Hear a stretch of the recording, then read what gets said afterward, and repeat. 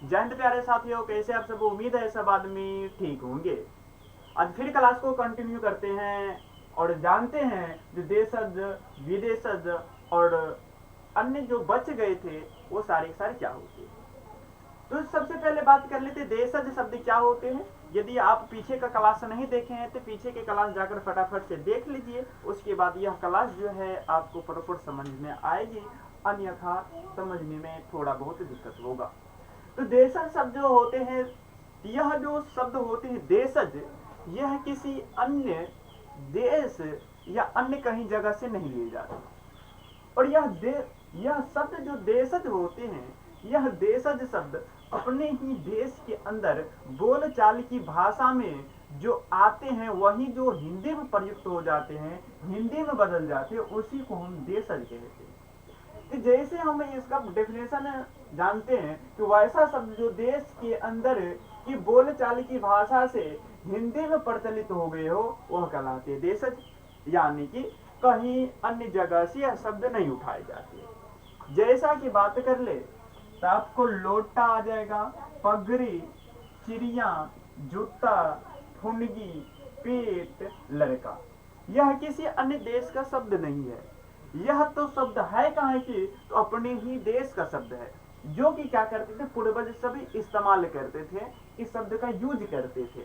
और इन्हीं शब्द का यूज इतना हुआ कि बाद में इसको कहा हिंदी में शामिल करना पड़ गया। तो कहीं दूसरे जगह से नहीं लाए हैं, हमारा अपना ही देश का है, इसलिए इस शब्द को कहते हैं देशज शब्द। यानी कि जो शब्द हमारे देश के अंदर बोलचाल की भाषा में प्रयुक्त होते थे और वो बाद में हिंदी में समा गया, उसको बाद में हिंदी में ऐड कर दिया गया, तो इस शब्द को क्या कहते हैं? देशज शब्द कहते हैं।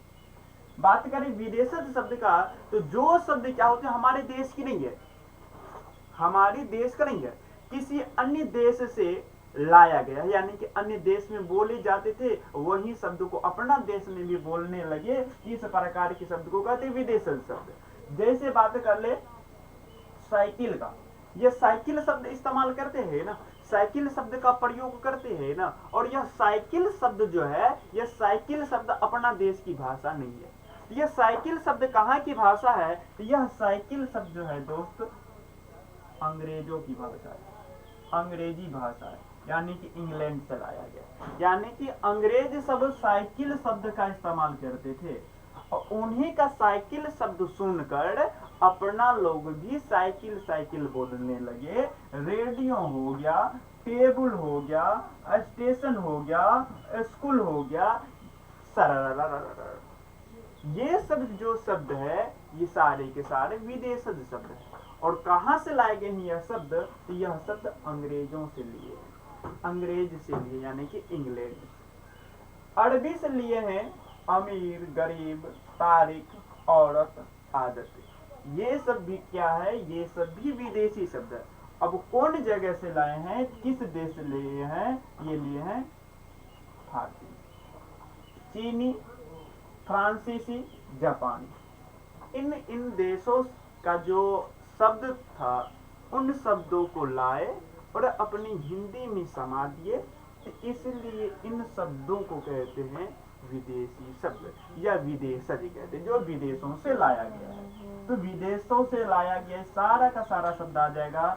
अमीर हो, गरीब हो, किताब हो, चाहे शर्म हो, गुलाब हो, खूबसूरत हो, चीनी हो, कारतूस हो, काजू हो, रिक्शा हो, ये इसके साथ साथ और ढेर सारी शब्द, ये शब्द क्या कहलाती हैं? विदेशज शब्द। इसके बाद आते हैं संकर शब्द।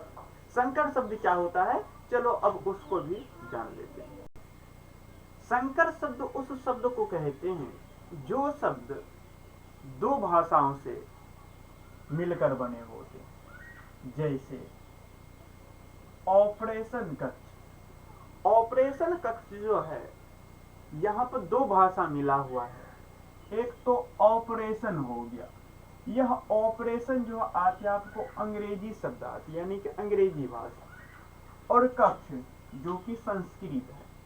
और ऑपरेशन और कक्ष जब दोनों मिलते हैं तब जाकर बने हैं ऑपरेशन कक्ष। यह ऑपरेशन कक्ष जो है कितने भाषाओं से मिले हैं? दो भाषा, अंग्रेजी और संस्कृत। जो इसी प्रकार से दो भाषाओं से मिलकर बने होते हैं उन शब्द को संकर शब्द कहे जाते हैं। उन शब्द को संकर शब्द कहे जाते हैं। पहले फोटो ले लो फटाफट। उन शब्द को संकर शब्द कहा जाता है। इसके बाद हम बात करें रेलगाड़ी, तो रेल जो आ जाते हैं वह होती है अंग्रेजी शब्द और गाड़ी है हिंदी। तो अंग्रेजी और हिंदी मिले हैं और अंग्रेजी और हिंदी मिलने के बाद बने हैं कौन? रेलगाड़ी। तो रेलगाड़ी कौन शब्द? संकर शब्द। टिकट घर, टिकट जो है आपको अंग्रेजी शब्द आती है और घर जो है यह हिंदी शब्द आते हैं। तो घर हिंदी से और टिकट अंग्रेजी से, हिंदी और अंग्रेजी जो मिले हैं मिलने के बाद बने टिकट घर। और टिकट घर में कितना भाषा? दो, हिंदी और अंग्रेजी। तो इसलिए यह कौन सा शब्द हो जाएगा? यह हो जाएगा संकर शब्द। छायादार, छायादार, यहाँ पर छाया आ जाएगा, छाया हो जाएगा संस्कृत शब्द और दार हो जाएगा फारसी शब्द। तो इस प्रकार से जो भी शब्द होगा दो भाषाओं से मिलकर बनते हैं। तो दो भाषाओं से मिलकर बनने वाले शब्द जो होते हैं वह कहलाते हैं संकर शब्द। समझ गया? इसके बाद चलते हैं व्युत्पत्ति या हम बनावट या रचना की दृष्टि से शब्दों की भेद है। या व्युत्पत्ति हो जाए, बनावट हो जाए, चाहे रचना हो जाए, तीन में से कोई भी पूछ सकता है। तीनों को बात एक ही होती है। और ये तीनों में से किसी, या मान ले रचना के आधार पर, रचना के आधार पर जो शब्दों का भेद है यह शब्दों का भेद तीन होती है, रूढ़, यौगिक और योग। रचना की दृष्टि से या बनावट की दृष्टि से शब्दों का भेद जो होती हैं वह शब्दों के भेद तीन होती हैं, रूढ़, यौगिक और योग। रूढ़ शब्द जो होती हैं, रूढ़ शब्द वैसा शब्द होता है जिनका क्या करते, खंड करते हैं, यानी कि तोड़ते हैं। तो तोड़ने पर उसका खंड जो होते हैं उस अलग अलग खंडों का कोई भी अर्थ नहीं आती है। जो सम्मिलित रूप में रहेगा, एक जगह इकट्ठा रहेगा, यानी कि बिना खंड की उसका अर्थ तो निकलते हैं। लेकिन जब उन्हीं शब्दों का खंडित कर देते हैं, तोड़ देते हैं, अलग अलग कर देते हैं, तब उन शब्दों का कोई भी अर्थ नहीं आती है। तो जो इस प्रकार के शब्द होते हैं उन शब्द को कहते हैं रूप शब्द। वैसा शब्द जिनके खंडों का अलग अलग कोई अर्थ ना हो, जिनके खंडों का अलग अलग अर्थ नहीं हो, तो उसको कौन शब्द कहते हैं? रूप शब्द। जैसे घर, तो घर जैसे आप बात करें तो घर से क्या अर्थ आती है? घर से क्या तात्पर्य आती है? यानी कि जहां पे रहने की स्थान हो। घर का अर्थ होती है रहने की स्थान। इस घर को जब हम कर दे घो प्लस रो, घो का नहीं कोई अर्थ निकलती है और नहीं रो का कोई अर्थ निकलती है। यदि आपको घो का कोई अर्थ और रो का कोई अर्थ निकल रहे हैं तो कमेंट्स बॉक्स में कमेंट्स कीजिए। तो जो इस प्रकार की शब्द होती है उसको हम कौन से शब्द कहते हैं? तो उनको कहते हैं रूढ़ शब्द, जिनका खंडों का कोई अर्थ नहीं निकलता है। पानी, तो पानी से अर्थ आ जाते हैं, पीने का उपयोग में आते हैं, इससे हम खाना पकाते हैं, यानी कि ढेर सारे इसका यूज होते, ढेर सारा काम करते हैं। जैसे इसको पा को अलग कर दो, नी को अलग कर दो, तो पा और नी, पा से कुछ नहीं, फिर नी से कुछ नहीं। हल से यह तात्पर्य होते हैं, यानी कि खेत को जोतने की जो काम आती है उसको हम हल कहते हैं। ह को अलग कर दो, ल को अलग कर दो, तो इसका भी कोई अर्थ नहीं निकलते। ऐसे ऐसे शब्द को कहते हैं रूढ़ शब्द। ऐसे ऐसे शब्दों को कहते हैं रूढ़ शब्द। चलो आगे जानते हैं जो यौगिक शब्द क्या होते हैं। यौगिक शब्द होते हैं वैसा शब्द जिसके अलग अलग खंडों का कुछ न कुछ अर्थ निकले, तो उन शब्दों का यौगिक शब्द कहेंगे। जिसका कोई भी अर्थ नहीं निकलता है, कोई भी अर्थ जो है नहीं निकलते हैं, तो जो कोई भी अर्थ नहीं निकलते उसको कहते हैं रूढ़ शब्द। उसको कहते हैं रूढ़ शब्द। जिसका कुछ न कुछ अर्थ निकल जाती, यानी कि शब्द को अलग अलग तोड़ेंगे, तोड़ने पर दोनों खंड का कुछ न कुछ अर्थ आएगा, तो कुछ न कुछ अर्थ वाला कौन शब्द कहलाता है? यौगिक शब्द। जैसे बात कर लेते हैं हिमालय की। हिमालय, तो हिमालय को तोड़ेंगे तो हिमालय कैसे टूटेगा? यहां देखते हैं, हिमालय, हिमालय, जैसे हिमालय को तोड़ते हैं तो हिमालय टूटने पर बनेगा हिम और बनेगा आलय। हिम और आलय। हिम का अर्थ क्या हो जाएगा? बर्फ हो जाएगा, और आलय मतलब घर यानी कि रहने वाला, घर यानी कि रहने वाला, रहने वाला स्थान। तो बर्फ का रहने वाला स्थान या बर्फ का घर क्या कहलाती है? हिमालय कहलाती है। हिम और आलय दोनों का ही अर्थ निकल गया, हिम और आलय दोनों का अर्थ निकल गया। और जब इस प्रकार से खंडों का अर्थ निकलते हैं तो उसको हम क्या कहते हैं? उसको कहते हैं योग। सबसे पहले फोटो ले लो, हो गया? चलो, जब इस प्रकार से दोनों खंडों का अर्थ निकल जाते हैं तो अर्थ निकलते तो उसको क्या कह देते हैं? तो उसको कह देते हैं हम यौगिक शब्द। इसी प्रकार से हम विद्यालय का यदि हम तोड़ेंगे या इसी को हम संधि विच्छेद कह देते हैं। हाँ, तो बच्चों का कमेंट सर संधि का क्लास नहीं है, तो संधि का क्लास जैसे खत्म हो जाएगा आज, तो इसके बाद संधि का क्लास लेकर आएंगे। जैसे विद्यालय हो गया, विद्या प्लस आलय, विद्या प्लस आलय, विद्यालय, तो जिसमें विद्या का क्या होगा? शिक्षा, और आलय का घर, यानी कि जहां पे क्या करते हैं? शिक्षा ग्रहण करते हैं, यानी कि जहां पर विद्या का ग्रहण करते हैं, जिस घर में, उस घर को क्या कहते हैं? विद्यालय कहते हैं। उस घर को विद्यालय कहते हैं।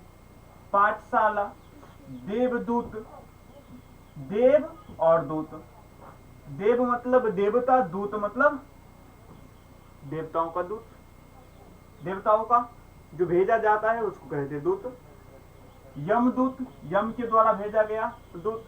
तो इस प्रकार की जो शब्द होते हैं वह शब्द क्या कहलाते हैं? तो वह शब्द कहलाते हैं यौगिक शब्द, जिसके दोनों खंडों का अर्थ निकल जाते हैं। फिर चलते हैं योगरूढ़। योगरूढ़ शब्द वैसा शब्द होते हैं जो अपने समान अर्थ छोड़ देते हैं, और समान अर्थ छोड़ने के बाद कुछ विशेष, कुछ खास अर्थ लेकर आते हैं। तो इस शब्द को कहते हैं कौन सा शब्द कहते हैं? तो योगरूढ़ शब्द कहते हैं। जैसे लंबोदर, लंबोदर जैसे कहते हैं तो लंबोदर कहने से स्पष्ट हो जाता है, समझ गए होंगे जो लंबोदर कहने, तो लंबोदर मतलब क्या? गणेश जी, यानी कि जिसका लंबा हो उदर, जिसका लंबा हो उदर, अर्थात लंबा हो उदर यानी कि गणेश जी। वे अपना अर्थ छोड़ते हैं, दूसरा अर्थ प्रकट करते, दूसरा नया अर्थ बताते, तो ऐसे शब्द को कहते हैं योगरूढ़ शब्द। चक्रपाणी, चंद्रशेखर, दशानंद, दशानंद जैसे कहते हैं तो दशानंद से भी आपको स्पष्ट हो जाता है, दशानंद यानी कि रावण, यानी कि जिसका 10 आनंद यानी कि 10 सिर हो, तो 10 सिर वाले को क्या कहते हैं? दशानंद। और दशानंद कौन थे? रावण। समझ गए? इसके बाद पंचमुखी, तो पंचमुखी कौन जी है? तो बजरंगबली, हनुमान जी। तो पंचमुखी, इस प्रकार की शब्द को कहते हैं योगरूढ़, जो अपना समान अर्थ छोड़ते हैं और विशेष अर्थ उत्पन्न करते, विशेष अर्थ पैदा करते हैं, तो इसी शब्द को कहते हैं योगरूढ़ शब्द। अब प्रयोग की दृष्टि से जो शब्दों का भेद होते, प्रयोग की दृष्टि से शब्द के दो भेद है, विकारी शब्द और अविकारी शब्द। विकारी शब्द और अविकारी शब्द। विकारी शब्द जो होते हैं वैसा शब्द होता है जिनका रूप लिंग हो, चाहे वचन हो, या पुरुष के अनुसार बदलते हैं। लिंग, वचन, पुरुष के अनुसार जिनका रूप क्या होते हैं? बदल जाते हैं, तो इस शब्द को क्या कहते हैं? विकारी शब्द कहते हैं। जैसे लड़का हो गया, लड़की, लड़कों, मैं, मुझे, तुम्हें, तुम, इस प्रकार की जो शब्द आती है उस शब्द को कहते हैं विकारी शब्द। लिंग के आधार पर जैसे पुरुष हो या स्त्री हो, इसके आधार पर जैसे लड़का हुआ, लड़का के बाद फिर इसकी विपरीत चले जाते, विपरीत लिंग, उल्टे लिंग लड़की हो जाती है। लड़कों हो गया, ये हो गया आपको वचन के आधार पर, एक वचन में है कि बहुवचन में है कि कौन से वचन में, ये लड़कों हो गया, लड़का, लड़कों, ये आके आपको वचन के आधार पर मैं हो गया, मुझे हो गया, ये हो गया पुरुष के आधार पर। प्रथम पुरुष, उत्तम पुरुष, अन्य पुरुष, ये सब पढ़ा है क्लास में। यदि नहीं देखे हैं तो उस वीडियो को जाकर देखिएगा। एक बचे हैं आपको अविकारी शब्द। तो अविकारी शब्द वैसा शब्द होता है जिनका रूप क्या होता है, कभी बदलता ही नहीं है। जैसे प्रतिदिन, जैसे प्रतिदिन, इस प्रकार के शब्द जो आते हैं वह होते हैं अविकारी शब्द। तो चलो अविकारी शब्द को भी जान लेते। चलो जानते हैं जो विकारी शब्द जो होते हैं, विकारी शब्द अभी जस्ट जाने हैं विकारी शब्द क्या होते हैं। और विकारी शब्द जो यह आते हैं, यह विकारी शब्द 4 प्रकार के होते हैं। और 4 प्रकार कौन कौन सी आती है, तो आती है संज्ञा, सर्वनाम, विशेषण और क्रिया। जिसमें हम संज्ञा की क्लास पूरा खत्म कर चुके हैं, विशेषण की और सर्वनाम की। ये सब क्लास पूरा का पूरा कंप्लीट प्ले लिस्ट में अपलोड है, आप वहां से जाकर इन सब क्लास को देख सकते हैं। चलो अब बढ़ते हैं अविकारी शब्द। अविकारी शब्द वह शब्द होते हैं जिनका रूप कभी बदलता ही नहीं है। जिनका रूप कभी नहीं बदलता है उनको कहते हैं अविकारी शब्द। और वह अविकारी शब्द जो है वह अविकारी शब्द जैसे यहाँ, वहां, बिना और परंतु, सरारा, ये सब आ जाते हैं अविकारी शब्द। और अविकारी शब्द जो आते हैं इसकी भी 4 प्रकार, क्रिया विशेषण, संबंधवाचक, संबोधक, विस्मयादि बोधक और समुच्चयवाचक, ये आती है आपको अविकारी शब्द की प्रकार। तो कंप्लीट आपको जो है यह शब्द विचार जो है, ये शब्द विचार आज इस लेक्चर में कंप्लीट होती है। यदि आप पहले का लेक्चर नहीं देखे हैं तो जाकर पहले का लेक्चर भी देख लीजिए, ताकि आपको समझ में जो है वह प्रॉपर तरीका से 100% आवे। और यदि वीडियो अच्छा लगे तो चैनल को सब्सक्राइब कीजिए, वीडियो को लाइक कीजिए और अपने दोस्तों के पास शेयर कीजिए।